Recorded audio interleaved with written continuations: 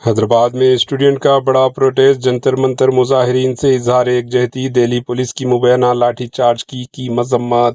حیدرآباد کے دھرنا چوک پر اسٹوڈنٹ نے نئی دہلی کے جنتر منتر میں پروٹیسٹ کرنے والے اسٹوڈنٹ سے اظہار یکجہتی کرتے ہوئے احتجاجی مظاہرہ کیا۔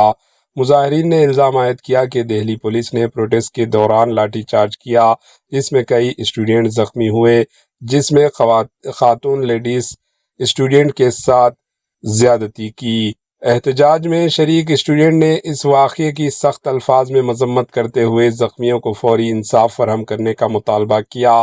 مظاہرین نے مودی حکومت سے مطالبہ کیا کہ پورے معاملے کی غیر جانبدارانہ اور شفاف تحقیقات کرائی جائے اور اگر کسی کی جانب سے زیادتی ہوئی ہے تو ذمہ داروں کے خلاف قانون کے مطابق کارروائی کی جائے۔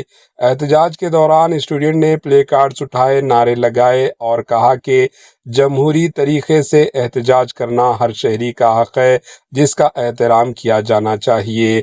اسٹوڈنٹ نعرے بازی کچھ اس طرح کر رہے تھے: دھرمیندر پردھان استعفیٰ دو، مودی استعفیٰ دو کے نعرے گونج رہے تھے۔ Bureau report, AHN news.